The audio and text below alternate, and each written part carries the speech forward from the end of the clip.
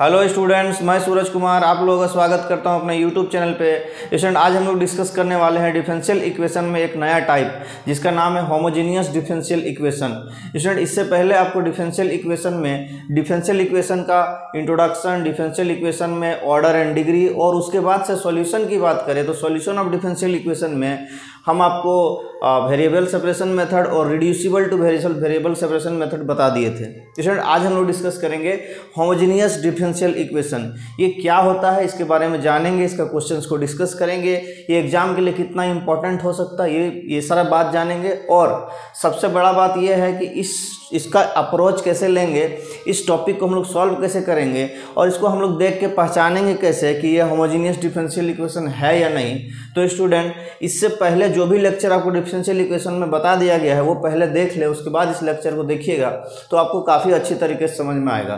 तो चलिए हम लोग शुरू करेंगे। स्टूडेंट, शुरू करने से पहले आपको एक चीज़ और बता देना चाहते हैं कि अगर आप टीजीटी, पीजीटी या कोई भी टीचिंग एग्जाम की तैयारी कर रहे हैं, ऑल ओवर इंडिया कोई भी स्टेट से अगर आप हैं, जिसमें अगर आप मैथमेटिक्स से जुड़े हुए हैं, अगर आप टीजीटी और पीजीटी की तैयारी करें तो आप मेरे चैनल के साथ जुड़े रहिए, आपको बहुत ही अच्छा कंटेंट मेरे चैनल में प्रोवाइड किया जा रहा है। तो स्टूडेंट, चलिए शुरू करते हैं। सबसे पहले हम लोग का टॉपिक का नाम हम लोग देख लेते हैं, homogeneous differential equation. Homogeneous differential equation. Student, एक बार और हम आपको एक चीज़ बता देना चाहते हैं कि डिफरेंशियल इक्वेशन एक ऐसा टॉपिक है, ऐसा चैप्टर है जिसको पढ़ने के लिए सबसे बड़ा अगर सबसे पहला पुराना ज्ञान आपको ज़रूरत है तो वो है इंटीग्रेशन का। अगर आपको इंटीग्रेशन नहीं आता है तो ये चैप्टर आपको बिल्कुल भी समझ में नहीं आएगा। यानी कि आपको मेथड समझ में आएगा लेकिन आप क्वेश्चन अंत में नहीं सॉल्व कर पाइएगा। इसीलिए जो आपका इंटीग्रेशन वाला पार्ट है, इंटीग्रेशन वाला पार्ट है, इसको बहुत ही अच्छे से कर लीजिएगा, खास करके इनडेफिनिट इंटीग्रेशन। अगर आपको नहीं आता है तो बढ़िया से पढ़ ले, नहीं तो ये चैप्टर आपको समझ में नहीं आएगा। और हाँ, इस होमोजेनियस डिफरेंशियल इक्वेशन से पहले आपको एक टॉपिक और पढ़ाए हैं जिसका नाम है वेरिएबल सेपरेशन मेथड। वेरिएबल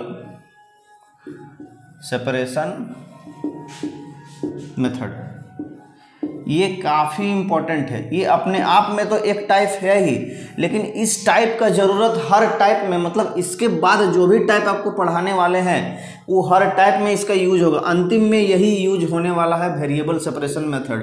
तो इस चीज़ को बहुत ही अच्छे से आप देख लीजिएगा। एक वेरिएबल सेपरेशन है, एक रिड्यूसिबल टू वेरिएबल सेपरेशन है। दोनों लेक्चर में आपको बहुत ही अच्छे से इसको क्लियर कर दिया गया। ऑर्डर डिग्री के बारे में भी बता दिया गया। तो चलिए अभी हम शुरू करेंगे होमोजेनियस डिफरेंशियल इक्वेशन। स्टूडेंट, आप ध्यान दिए होंगे कि वेरिएबल सेपरेशन मेथड में तो आपको क्या करना होता था कि मोटा मोटी है कि एक वेरिएबल को एक तरफ और दूसरा वेरिएबल को दूसरे तरफ करके आपको इंटीग्रेट कर देना होता था, आपका आंसर आ जाता था। लेकिन इसमें ऐसा नहीं होगा, इतना आसान नहीं है डिफरेंशियल इक्वेशन को सॉल्व करना। हालांकि ये चैप्टर ज़्यादा कॉम्प्लिकेटेड भी नहीं है, इसको आप आसानी से कर सकते हैं, लेकिन बशर्ते आपको इक्वेशन को देख के, डिफरेंशियल इक्वेशन को देख के पहचानना होगा कि कौन सा मेथड लगेगा। तो चलिए हम यहाँ समझाने की कोशिश करते हैं। अगर आप देखे होंगे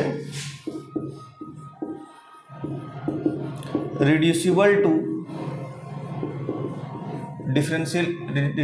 two variable separation,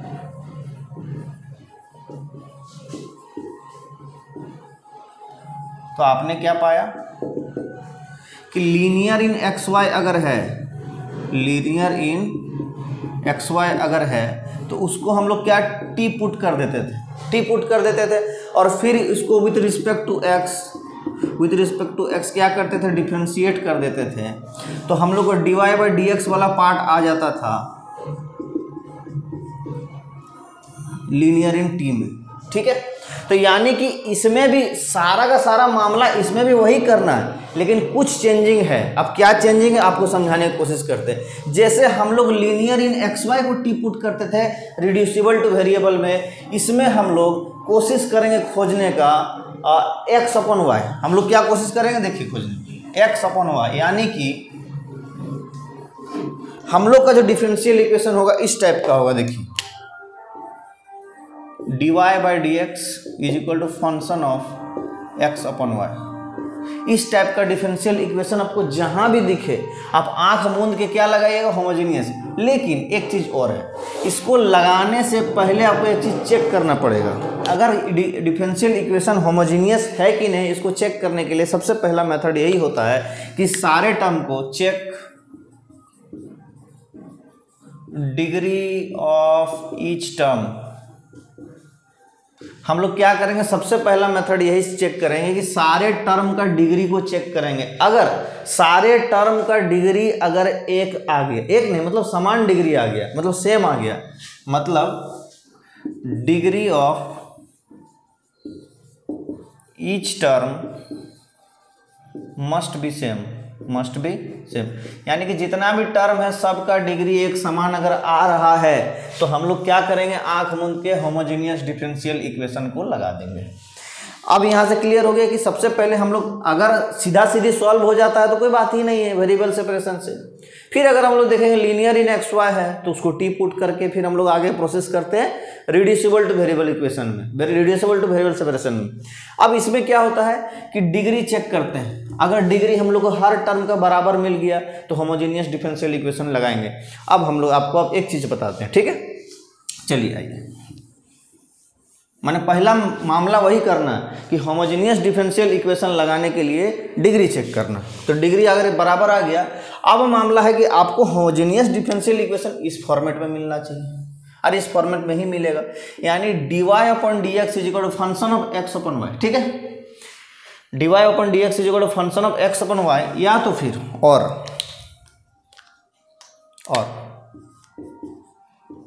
dy upon dx is equal to function of y upon x। यही दो केस है, यही दो केस में आपको सारा मामला को सॉल्व करना है, ठीक है। रिड्यूसिबल टू वेरिएबल है, किस इक्वेशन में क्या हो जा रहा था, dy upon dx is equal to function of ax plus by plus c, linear में आ जा रहा था, यहाँ लीनियर नहीं आएगा। अब इसको सॉल्व करने के लिए पुराना याद कीजिए, reducible two variable equation, reducible two variable separation, कुल मिला के मामला वही है, यहाँ भी वही करना। क्या करना चेक कीजिए, सबसे पहला पुट, इसमें दो मेथड है ना, मतलब दो टाइप है। पहला आ गया कि dy अपॉन dx अगर function of y upon x रहा तो क्या करेंगे, ठीक है, चलिए आगे बढ़ते हैं। ये सारा हम मिटा रहे हैं,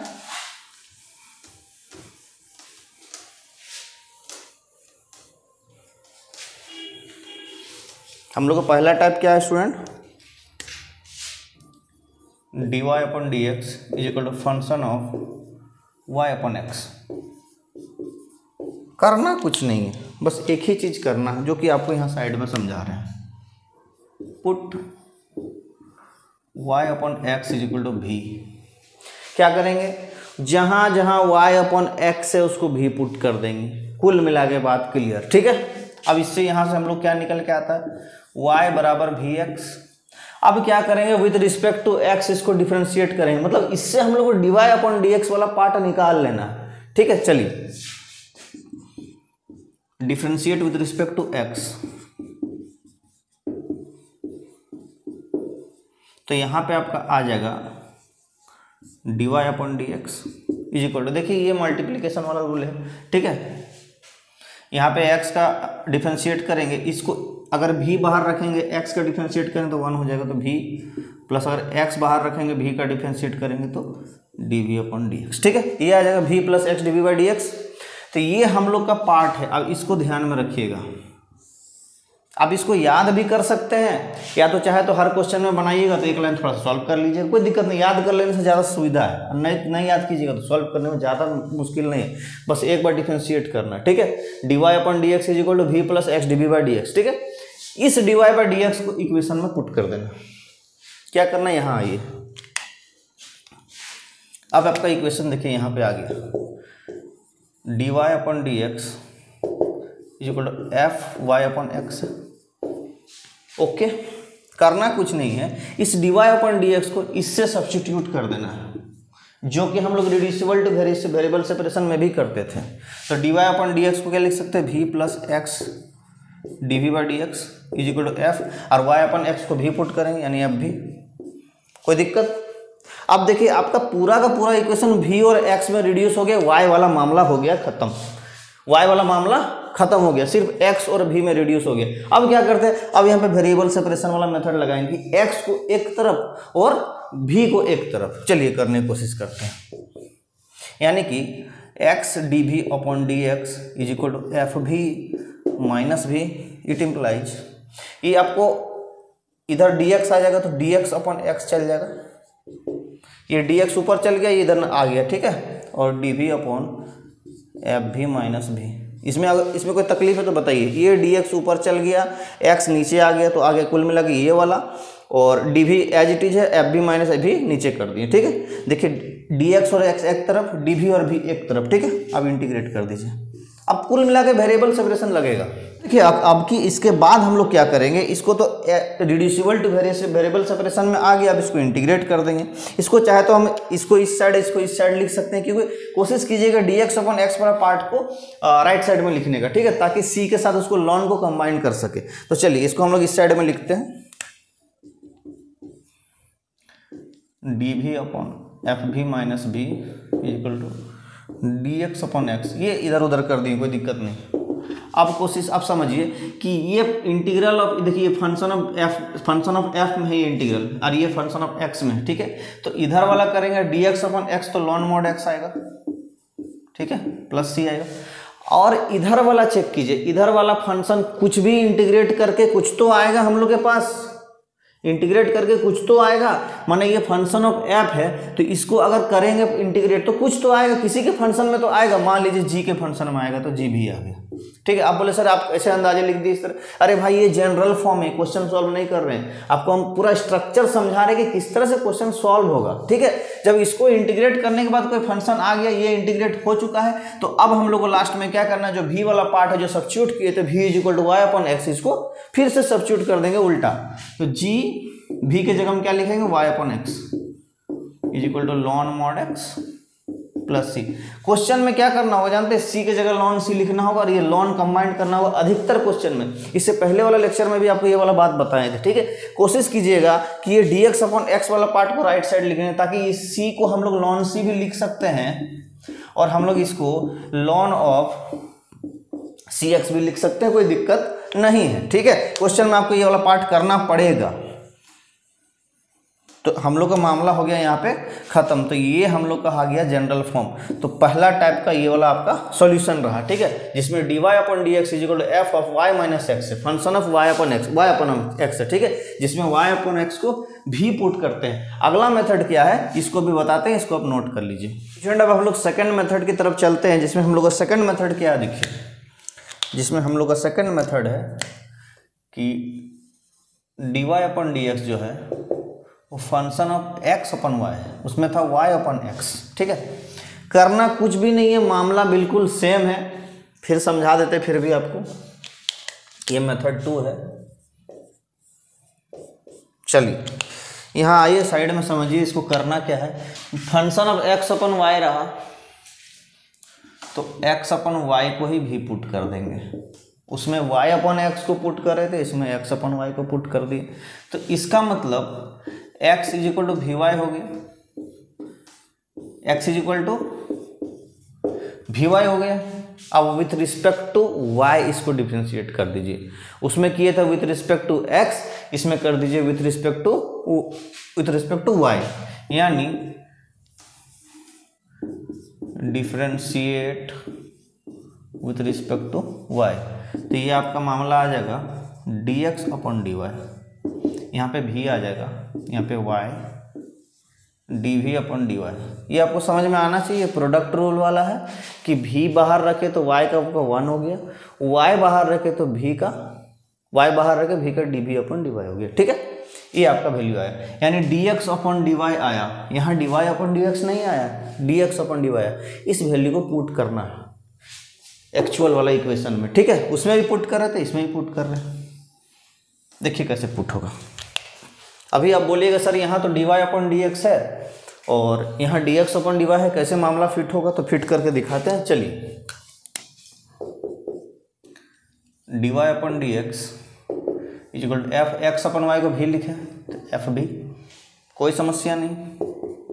चूंकि हम लोग के पास सब्स्टिट्यूशन के केस में dx अपन dy है और यहाँ dy अपन dx है, तो इसको हम लोग लिख सकते हैं dx upon dy equal to 1/fb। कोई समस्या? रेसिप्रोकल है ना। चलिए, तो dx अपन dy आ गया है, तो dx अपन dy का वैल्यू है एफ भी प्लस वाई dv/dy। तो यहाँ पे सब्स्टिट्यूट कर देंगे v plus y dv upon dy is equal to 1/fv। अब इसमें चेक कीजिए कि आपका v और y में सारा खेला हो गया है। x का जो मामला था वो पूरी तरह से हट गया, सारा v और y में आ गया। पिछला वाला मेथड में v और x में सारा मामला था, y वाला मामला खत्म हो गया था, क्योंकि चूंकि दोनों एक दूसरे का रेसिप्रोकल है तो एक को तो हटना ही पड़ेगा। ठीक है, यहाँ पे x is equal to vy है, तो x का वैल्यू को ही तो सब्स्टिट्यूट किए हैं, तो x सारा हट जाएगा। ठीक है, चलिए अब फिर वेरिएबल सेपरेशन करना है कि v को एक तरफ y को एक तरफ, तो यहाँ लिखेंगे y dv upon dy is equal to 1/fv minus v। कोई आपत्ति नहीं। चलिए, तो y को एक तरफ करेंगे, v को एक तरफ करेंगे। इसको और अच्छी तरह से सॉल्व करने के लिए आगे बढ़िए। तो ये आपका आ गया y dv upon dy is equal to 1 minus vfv upon fv। लिख सकते हैं इसको एलसीएम करके, है ना। तो अब हो गया मामला, इसको इधर कीजिए, इसको इधर कीजिए, dy अपन y आ जाएगा। ठीक है, ये fb हो गया, नीचे 1 माइनस vfb हो गया, और ये dv रह जाएगा यहाँ, और ये dy अपन y आ गया। कोशिश कीजिएगा जो भी जिससे में लॉन आएगा यानी लॉग वाला पार्ट को राइट साइड में लिखने का। ठीक है, चलिए देखिए v का सारा part v fb dv dv एक साइड हो गया और y dy वाला एक साइड हो गया। अब क्या करेंगे? इंटीग्रेट करेंगे, दोनों तरफ इंटीग्रेट करेंगे। अभी ये वाला फंक्शन इंटीग्रेट करके कोई और अलग फंक्शन आएगा। मान लीजिए ये फंक्शन ऑफ f है तो फंक्शन ऑफ g आ जाएगा। ये जनरलाइज फॉर्म है, आएगा कुछ भी, जब क्वेश्चन सॉल्व करेंगे तब आपको एक्चुअल में पता चलेगा क्या आएगा। ठीक है, ये आपका g हो गया और ये आपका ln mod y plus c हो गया। यहाँ आपका खेला खत्म नहीं हुआ, अभी सब्स्टिट्यूशन वाला पार्ट बाकी है। चूंकि ये भी तो एक्स्ट्रा में आया, ये क्वेश्चन का पार्ट ही नहीं है। क्वेश्चन आपको xy में रहेगा, dy अपन dx में रहेगा, ये भी तो एक्स्ट्रा में है, इसको हटाना भी तो पड़ेगा। तो खुद से माने है ना क्वेश्चन को सॉल्व करने के लिए। तो v बराबर x अपन y है, तो उसको पुट कर दीजिए ln mod y plus c। ये आपका सॉल्यूशन है, कुछ भी नहीं है, as it is same to same linear in xy वाला था वैसे ही है, बस पहचानना है। ठीक है, अब आपको थोड़ा सा हम रिकैपिचुलेट कर देते हैं, पूरी तरह से मतलब ब्रीफ में बता देते हैं पहचानना कैसे, करना क्या। ठीक है, चलिए कहीं साइड में आपको समझाते हैं स्टेप 1 स्टेप 2 करके।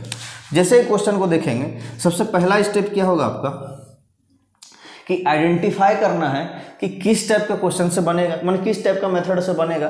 तो सबसे पहले अगर चेक करेंगे तो इसको चेक करेंगे degree, check degree of each term. ठीक है, दूसरा अगर डिग्री सारा टर्म का सेम आ गया, if same degree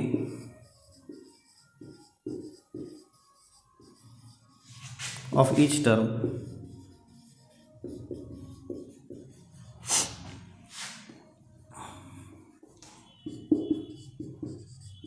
if we get same degree of each term then apply homogeneous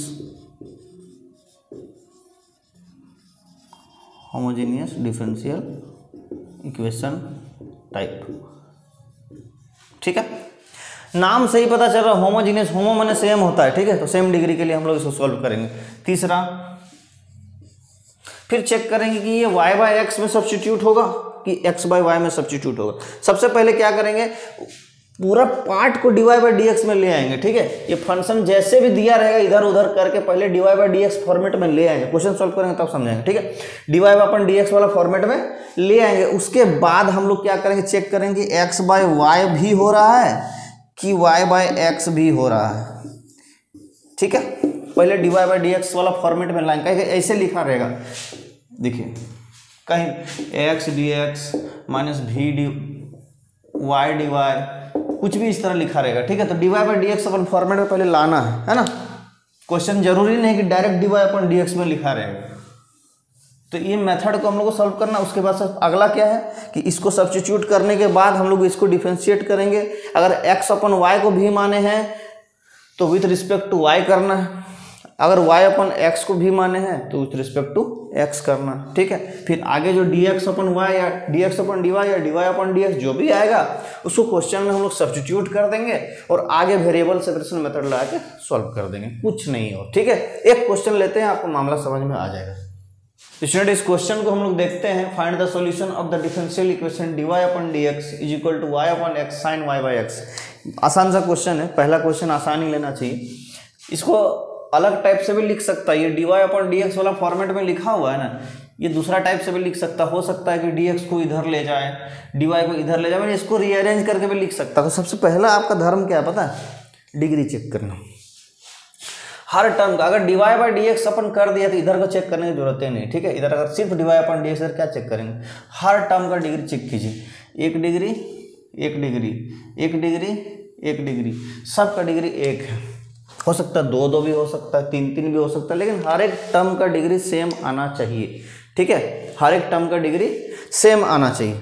चलिए इसको सॉल्व करेंगे। सबसे पहले हम लोग क्या करते हैं कि चेक करेंगे y अपन x में सब्स्टिट्यूट होगा कि x अपन y में सब्स्टिट्यूट होगा। चूंकि पता चल गया है कि ये होमोजेनियस डिफरेंशियल इक्वेशन है क्योंकि सारा टर्म का डिग्री सेम है, तो सब्स्टिट्यूशन देखिए y अपन x में लगेगा, ठीक है। तो y अपन x को v पुट करेंगे तो y is equal to v x हो जाएगा। डिफ्रेंशिएट करेंगे x के रिस्पेक्ट में तो v plus x d v by d x आएगा। इसको याद भी कर लेंगे तो ज़्यादा अच्छा, याद ही कर लीजिए, है ना। दोनों टाइप को याद कर लीजिए।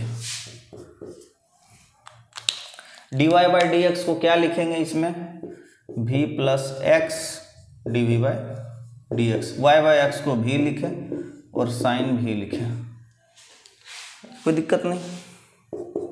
भी अब देखिए रिड्यूसिबल टू वेरिएबल सेपरेशन में आ जाएगा, मतलब वेरिएबल सेपरेशन में आ गया आपको, है ना। अब इसको सेपरेट कर दीजिए कि v और v कट गया है, तो x d v upon d x is equal to sine v। अब v को एक तरफ और x को एक तरफ, यानी कि d v upon sine v is equal to d x upon x आ गया। देखिए v एक तरफ आ गया, x एक तरफ, मैंने डी वी और v एक तरफ और डी एक्स और x एक तरफ। इंटीग्रेट कर दीजिए वेरिएबल सेपरेशन वाला मेथड से, है ना। मतलब एक तरफ आ गया तो वेरिएबल सेपरेट हो गया। अब देखिए ये 1 अपॉन साइन एक्स का इंटीग्रेशन होता है डायरेक्ट, है ना। 1 अपॉन साइन एक्स का डिफरेंशिएट मैंने इंटीग्रेशन करेंगे तो लॉन मॉड नहीं आता, लॉन ऑफ 10x/2 होता है, ठीक है, प्लस c। आप इसको चाहे तो इसको कोसेक में ले जाइए, फिर आप lawn of mod cosec x minus cot x में इंटीग्रेट कीजिए, फिर सॉल्व कीजिएगा। लास्ट में कुल मिला के छेड़खानी करने के बाद आपका यही आएगा, है ना। इस तरह से भी कर सकते हैं इसको, आप चाहें तो। देखिए जब लंबा जाएगा थोड़ा सा इसको याद कर लीजिएगा तो बढ़िया है। इसको ऐसे भी तो लिख सकते हैं, 1 अपॉन साइन एक्स को कोसेक एक्स लिख सकते हैं, फिर इसको इंटीग्रेट करेंगे ln of cosec x minus cot x plus c, फिर इसको आगे बढ़िएगा, दुनियादारी कर, इस तरह का ऑप्शन भी नहीं मिलेगा आपको, ठीक है। ऑप्शन ऐसे ही रहेगा। तो पूरा सॉल्व करके लास्ट में आपको यहीं खड़ा होगा आगे, है ना। तो आपको हम डायरेक्ट बता दिए, कुछ करने की ज़रूरत नहीं। 1 अपॉन साइन एक्स को लॉन 10x/2 लिख सकते हैं, ठीक है। चलिए 1 अपॉन साइन भी है, ln of 10 v upon 2 is equal to d x upon x ln mod x plus c, कोई दिक्कत नहीं। चलिए अब आपको क्या बताए थे, इंटीग्रेशन करने के बाद जहाँ जहाँ भी है उसको सब्स्टिट्यूट करके हटाना है। क्यों हटाना है? क्योंकि भी क्वेश्चन का पार्ट नहीं है, उसको हम लोग ज़बरदस्ती किए हैं। ज़बरदस्ती क्या है? क्वेश्चन का बनाने का तरीका है, ठीक है। तो देखिए इसको हम बताए थे, सी को लॉन सी भी लिख सकते हैं, क्योंकि कांस्टेंट ही रहेगा। अब ln a plus ln b हो जाता है ln ab, तो इसको यहाँ लिखेंगे ln 10 और v के जगह में y/x पुट कीजिए, y/x और 2 नीचे देखिए तो y/2x हो जाएगा, है ना, equal to ln of cx चाहे xc जो भी लिखिएगा, है ना। अब ln दोनों तरफ से हटा दीजिए तो 10y/2x is equal to ln cx, ये आपका सॉल्यूशन है। चाहे इसको ऐसे भी लिख सकते हैं 10y/2x minus ln cx is equal to 0, ये आपका आंसर है। ठीक है, आसान सा है, कुछ नहीं करना, लेकिन ये बहुत ज़्यादा आसान हो गया, है ना। इसके अगले, ये आपका आज का लेक्चर यहीं पे हम एंड करते हैं। अगला लेक्चर में जो है इसका जितना टाइप का क्वेश्चन बन सकेगा, जितना टफ से टफ, आसान से आसान, सारा आपको बता देंगे, जो कि एग्जाम पॉइंट ऑफ व्यू से आसान होगा, मतलब कि इम्पोर्टेंट होगा। और देखिए इस टाइप का भी क्वेश्चन आसानी से आ सकता है एग्जाम में, कोई दिक्कत नहीं है इसमें। हाँ, आपको पहचानना है क्या लगाना है, ठीक है। सबसे बड़ी बात वही होती है कि लगाना क्या है। अगर आपको यहाँ लीनियर इन एक्स वाई मिल जाता, लीनियर इन एक्स वाई मिल जाता तो फिर क्या होता, फिर तो हम लोग भाई टी पुट करते और रिड्यूसिबल टू वेरिएबल सेपरेशन में जाते। कुछ नहीं रहता, डायरेक्ट सेपरेट होता तो डायरेक्ट सेपरेट कर देते। अब यहाँ पे एक नया चीज़ आ गया हम लोग को, होमोजेनियस डिफरेंशियल इक्वेशन। तो स्टूडेंट हम उम्मीद करेंगे आपको ये वाला लेक्चर जो समझ में आ गया होगा अच्छी तरह से। अगला लेक्चर में से क्वेश्चन को सॉल्व करेंगे। स्टूडेंट आज के लिए इतना ही, थैंक यू।